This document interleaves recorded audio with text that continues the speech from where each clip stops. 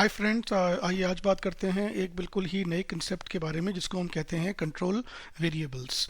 और control variables का क्या इंपॉर्टेंस होता है स्टैटिस्टिक्स में, उसके बारे में हम आज डिस्कस करेंगे। तो एक छोटी सी केस स्टडी है मेरे पास। केस स्टडी ये है कि लेट्स से कि किसी भी इंडिविजुअल का कुछ सेल्स अगर हो रही है, तो किसी इंडिविजुअल की सेल्स जब होती है तो कुछ फैक्टर्स होते हैं जो इफ़ेक्ट करते हैं सेल्स को, राइट।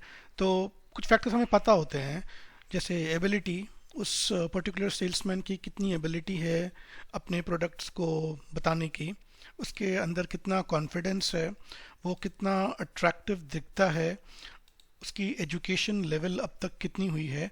और एक और वेरिएबल है जिसको हम कहते हैं आवर्स, यानी कि कितने घंटे उसने अपने उस सेल्स के लिए प्रिपरेशन कर रखी है, right. Now the point is कि सेल्स किन चीज़ों पे डिपेंड करती हैं। कुछ चीज़ें हमें पता होती है, हमारे एग्जिस्टिंग पूल ऑफ नॉलेज में होती है कि सेल्स को एबिलिटी, कॉन्फिडेंस, अट्रैक्टिवनेस और एजुकेशन डेफिनेटली इफेक्ट करते हैं। तो इसमें नया क्या किया आपने, पॉइंट ये है कि आपने उसमें नया क्या किया। हम कहते हैं हमने नया ये किया कि हमने कहा कि आवर्स ऑफ प्रिपरेशन भी बहुत ज़रूरी होते हैं सेल्स के लिए, apart from all these. Alright, ये हमारा कंट्रीब्यूशन है। अब इसको हमें चेक करना होता है कि ये स्टेटिस्टिकली सिग्निफिकेंट है कि नहीं। देखिए, तरीके बहुत सारे होते हैं, बट बेसिक अभी हमें समझना है कि हम कंट्रोल वेरिएबल्स का क्या इंपॉर्टेंस होती है। देखिए, कंट्रोल वेरिएबल की इंपॉर्टेंस ये होगी कि एबिलिटी, कॉन्फिडेंस, अट्रैक्टिवनेस और एजुकेशन को हम मानेंगे कंट्रोल वेरिएबल्स। ओके, यानी कि इनका इफेक्ट हम कंट्रोल करेंगे और देखेंगे कि आवर्स का इफेक्ट कंट्रोल करने के बाद कितना पड़ा, और जितना भी पड़ा क्या वो स्टैटिस्टिकली सिग्निफिकेंट है कि नहीं सिग्निफिकेंट है। और अगर सिग्निफिकेंट है तो हम कहेंगे कि हमारा वेरिएबल भी बहुत इंपॉर्टेंट है सेल्स करने के लिए, और हमारे वेरिएबल को भी अब इंक्लूड करो मॉडल में, ताकि अब जो फ्यूचर, जो जितनी भी फ्यूचर रिसर्च होंगी उसमें अब एबिलिटी, कॉन्फिडेंस, अट्रैक्टिवनेस, एजुकेशन के साथ साथ आवर्स भी होगा सेल्स को डिटरमाइन करने के लिए, राइट।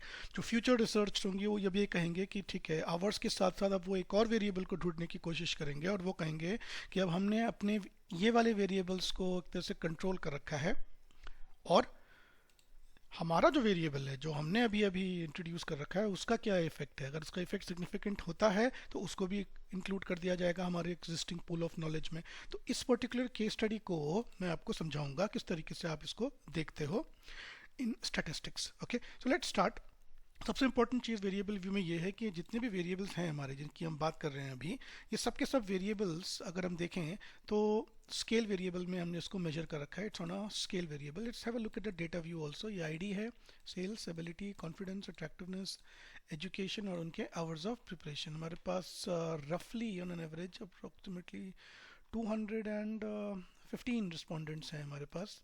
इनफैक्ट हमारे 215 सेल्स पर्सन हैं जिनका हमने कुछ वेरिएबल्स उनके एक तरह से इनपुट कर रखे हैं एसपीएसएस में। हम देखना चाहते हैं कि आवर्स का क्या इफेक्ट पड़ता है इन सब में, क्योंकि ये सब चीज़ें तो होती ही होती हैं। अब आवर्स का हमें इफेक्ट देखना है। देखिए, सबसे पहले हम रिग्रेशन लगाते हैं इसमें। ओके, तो will go to regression, will go to linear. Dependent क्या होगी, हमारी सेल्स होगी। इंडिपेंडेंट क्या होंगी, ये ध्यान से देखिए। इंडिपेंडेंट है हमारी एबिलिटी, कॉन्फिडेंस, अट्रैक्टिवनेस और एजुकेशन। ये सब तो होता है। हमने क्या किया, हम इसको नेक्स्ट करेंगे। हमने कहा आवर्स भी इंपॉर्टेंट होता है, तो हमने आवर्स भी यहाँ पे इंक्लूड कर दिया। स्टैटिस्टिक्स में केवल आर स्क्वायर चेंज ही करना है हम लोगों को, कंटिन्यू करना है, एंड दैट्स इट।